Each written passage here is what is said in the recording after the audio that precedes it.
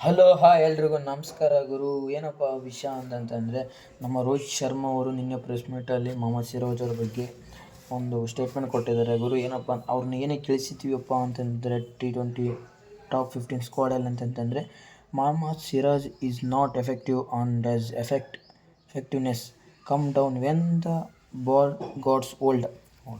ಗುರು ಯಾವ ರೀಸನ್ ಗುರು, ಇವ್ರು ಬಂದುಬಿಟ್ಟು ಅವರು ಬಾಲ್ ಏನಾದರೂ ಓಲ್ಡ್ ಆದಾಗೆ ಮೊಹಮ್ಮದ್ ಸಿರಾಜ್ ಅವರು ಎಫೆಕ್ಟಿವ್ ಕಾಣಲ್ಲಂತೆ. ಮೊಹಮ್ಮದ್ ಸಿರಾಜ್ ಅವರು ನ್ಯೂ ಬಾಲಲ್ಲಿ ಮಾತ್ರ ಎಫೆಕ್ಟಿವ್ ಕಾಣ್ತಾರಂತೆ, ವಿಕೆಟ್ಸ್ ತೆಗಿತಾರಂತೆ ಅಂತಲೇ ರೀಸನ್ ಗುರು ಇದು.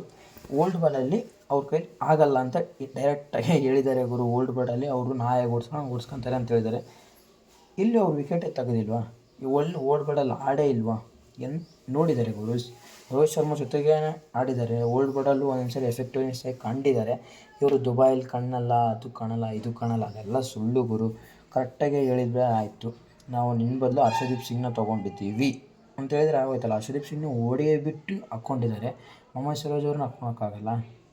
ಡೈರೆಕ್ಟಾಗಿ ಹೇಳಿದ್ರೆ ಆಯಿತು ಗುರು, ಬಿಟ್ಟಿದ್ದೀವಿ ಅಂತ.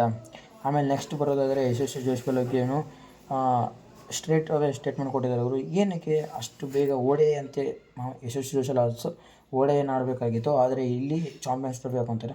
ಅದ್ರ ಬಗ್ಗೆ ರೋಹಿತ್ ಶರ್ಮಾ ಅವರು ಸ್ಟೇಟ್ಮೆಂಟ್ ಹೇಳ್ತಾರೆ. ಅವರು 6 ತಿಂಗಳಿಂದ ನಮ್ಮ ಟೀಮ್ ಇಂಡಿಯಾನ ಚೆನ್ನಾಗಿ ನಡೆಸ್ಕೊಂಡು ಆಡ್ಕೊಂಡು ಹೋಗಿರಂತಂದರೆ ಅದು ಯಶಸ್ವಿ ಜೈಸ್ವಾಲ್ ಅವರು ಒಬ್ಬರೇ.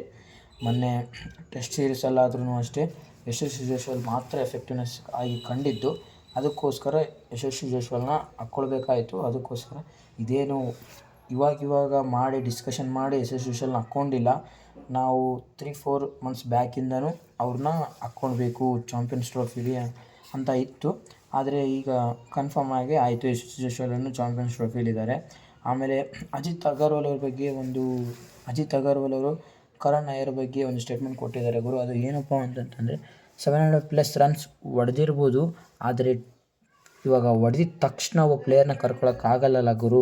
ಅದೇ ರೀತಿ ಭಾಳ ಜನ ಪ್ಲೇಯರೆಲ್ಲ ಇವಾಗ ಸಡನ್ಲೇ ಹೊಡಿತೀನಿ ಆಮೇಲೆ ಬರ್ತೀನಿ ಅಂತಾರಲ್ಲ, ಅದಕ್ಕೋಸ್ಕರ ನಾವು ಕರಣ್ ನಾಯರ್ನ ತೊಗೊಳಕ್ಕಾಗಿಲ್ಲ. ಈಗ ನೆಕ್ಸ್ಟ್ ಬರೋ ಲೀಗು ಟೂರ್ನಿಯಲ್ಲೆಲ್ಲ ಕರ್ಕೊಳಕ್ಕೆ ನೋಡ್ತೀವಿ ಗುರು. ಅವ್ರಿಗೇನೇನು ಬಿಡಲ್ಲ, ಕರ್ಕೊತೀವಿ. ಆದರೆ ಈಗ ಹಳೆ ಪ್ಲೇಯರ್ಸ್ಗೂ ಇದ್ದಾರೆ ಗುರು, ಆಡಿರೋರಲ್ಲಿ. ಅದಕ್ಕೋಸ್ಕರ ಅವ್ರನ್ನ ಕರ್ಕೊಂಡಿದ್ದೀನಿ. ಈಗ ಕರಣ್ ನಾಯರ್ನ ನೆಕ್ಸ್ಟ್ ಯಾವುದಾದ್ರೂ ಟೂರ್ನಿ ಬಂದರೆ ಅವ್ರನ್ನ ಕರ್ಕೊತೀವಿ ಅಂತ ಅಜಿತ್ ಅಗರ್ವಾಲ್ ಅವರು ಸ್ಟೇಟ್ಮೆಂಟ್ ಕೊಟ್ಟಿದ್ದಾರೆ ಗುರು. ಆಮೇಲೆ ನೆಕ್ಸ್ಟ್ ಮ್ಯಾಚ್ಗಳಲ್ಲಿ ನಮ್ಮ KL ರಾಹುಲ್ ಮತ್ತು ವಿರಾಟ್ ಕೊಹ್ಲಿ ಅವರ ಹೆಸರಿತ್ತಲ್ಲ ಗುರು, ಆದರೆ ಈಗ ಅವರು ಆಡ್ತಿಲ್ಲ ಅಂತ ರಿಪೋರ್ಟ್ಸ್ ಗುರು. ಏನಕ್ಕಪ್ಪ ಅಂತಂದರೆ ವಿರಾಟ್ ಕೊಹ್ಲಿ ಅವರಿಗೆ ನೆಕ್ ಪೇನ್, KL ರಾಹುಲ್ ಅವರಿಗೆ ಎಲ್ಬೋ ಪೇನ್ ಅಂತೆ. ಆದರೆ ಇವರಿಗೆಲ್ಲ ನಾಳೆ ಫೆಬ್ರವರಿ 6ಕ್ಕೆ ಇಂಗ್ಲೆಂಡ್ ಮೇಲೆ ಆಡಬೇಕಾದ್ರೆ ಚಾಂಪಿಯನ್ಸ್ ಟ್ರೋಫಿಗೆ ಆದರೆ ಅಷ್ಟೊತ್ತಿಗೆಲ್ಲ ಸರಿಯಾಗ್ಬಿಡ್ತಾರೆ ಗುರು. ಇಂಥವ್ರನ್ನಾದರೆ ಹಾಕ್ಕೊತಾರೆ ಪಾಪ.